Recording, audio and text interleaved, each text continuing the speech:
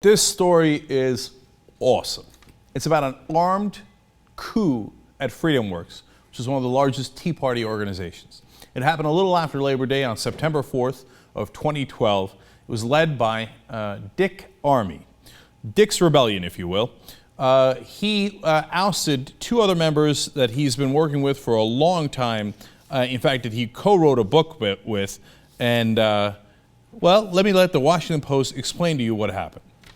Richard K. Armey, the group's chairman and former House Majority Leader, walked into the group's Capitol Hill offices with his wife Susan and an aide holstering a handgun at his waist. They brought in a guy with a gun. Dick Armey wasn't holding the gun, the unnamed gentleman with him was, which actually makes it a little scarier. As a junior staffer explained, this was 2 weeks after there had been a shooting at the Family Research Council, which is, of course, another conservative organization. So when a man with a gun who didn't identify himself to me or other people on staff, and a woman I'd never seen before, said there was an announcement, my first gut was, is FreedomWorks in danger? It was bizarre. Well, it does sound quite bizarre indeed. So then Dick Armey takes over. He literally has the other two heads of the organization escorted from the building, and they're led away by this armed gentleman, and he says, you're no longer working here, and then he begins to manage it. So what happens next? Again, the Washington Post explains.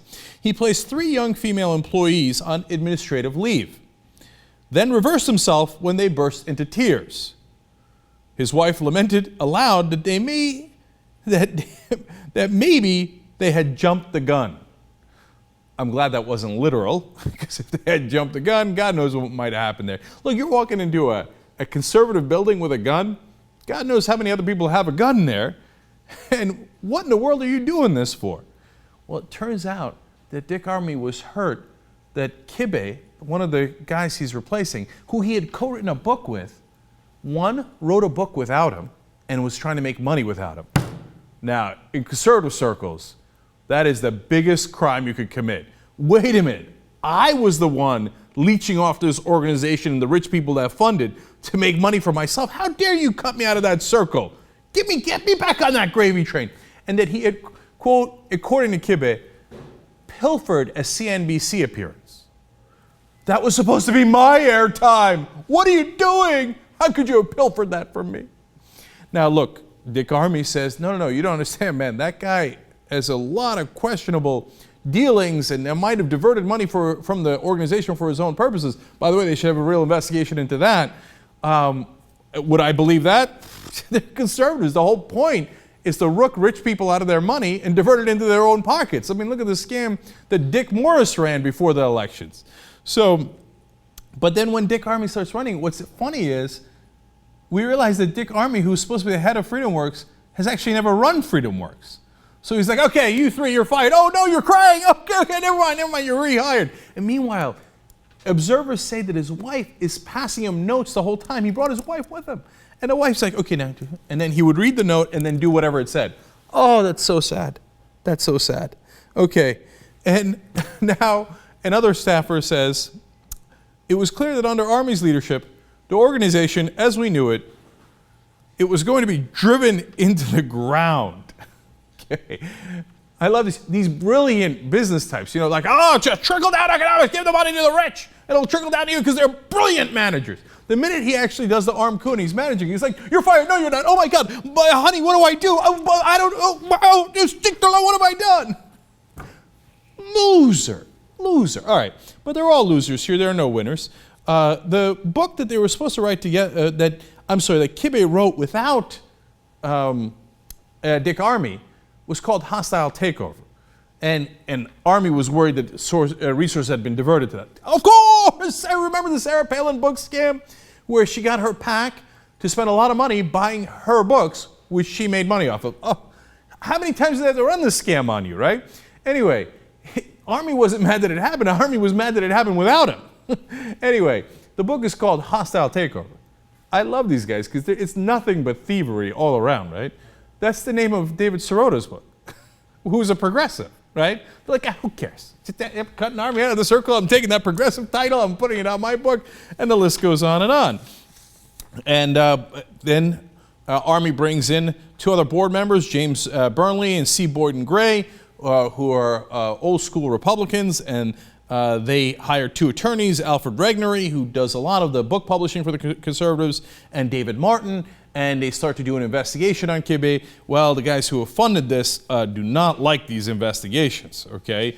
And we're going to get to the funders in just 1 second. So they say, you know what? Let's lay low on that investigation business a little bit. And by the way, the charges against you, Dick Armey, and all these other former Republicans or current Republicans, is that you guys are not actually trying to help the Tea Party, that you're trying to help Republican candidates. No! Really? Wow, I didn't see that coming. Of course they are! Anyway, but this is fair, even within FreedomWorks, they claim that Armey was backing the people that FreedomWorks were against in Republican primaries. So they're saying that, you know, they support these board members plus Armey supported Orrin Hatch, Todd Akin. By the way, FreedomWorks is so insanely right-wing. They ran a primary candidate against Todd Akin, the legitimate rape guy, because they thought he wasn't conservative enough. And then they thought, wait, is Dick Armey secretly supporting Todd Akin behind our back? Boy, that would be way too moderate. So now we get to the point when we start talking about who won and what happened next, because that's very interesting. Well, the coup lasted all of 6 days. By September 10th, Armey was gone, with a promise of $8 million, and the 5 ousted employees were back. That's awesome. Well, when you have trouble, what do you do if you're a Republican? Money makes it all go away. This is all about bribes anyway, right? This is a group that's being bribed to bribe the politicians to do whatever the donors want. Grassroots, I'm about to show you how un-grassroots they are. So they think, okay, what's the answer to our problem? Just pay that son of a bitch off. Give them $8 million, which they're going to give him $400,000 a year for the next 20 years to Dick Armey to walk away. Hey, you know what? I can see this happening more and more. This is a positive though, because you know what's going to happen? Conservatives at these organizations are going to realize, oh, right, why don't we hold these money guys hostage? We know all their dirty secrets. We'll threaten to reveal them unless they give us huge payouts.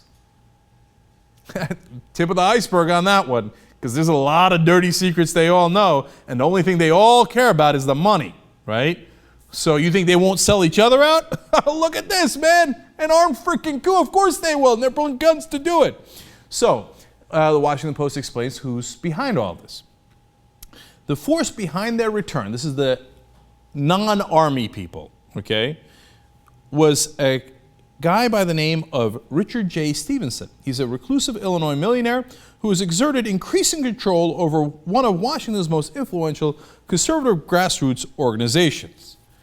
In other words, he's the guy that runs FreedomWorks. Of course! You think it's grassroots? Grassroots? No, it's a guy giving $12 million. And that's what he did. And by the way, then he hid it. What he did was he got another bankruptcy lawyer to set up 2 shell organizations to then funnel the money to freedom. Wait. If you're proud to be a libertarian and you're proud to be part of this group and it's so grassroots and part of the public and you care about the public and this is all for the public, then why don't you just give the money and be proud of it? No, it's because you want to buy the politicians so they could do your bidding for you. So you could do crony capitalism.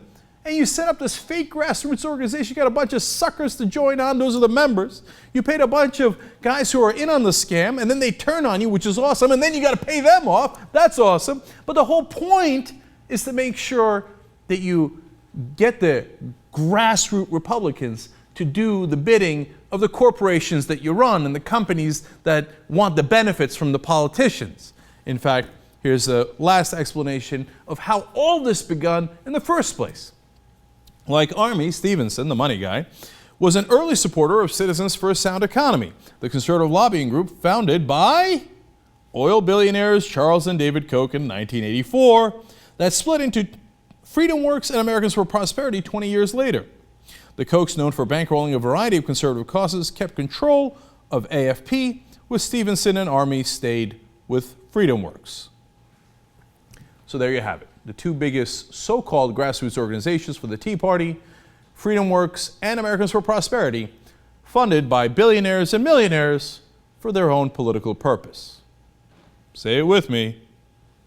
Of course!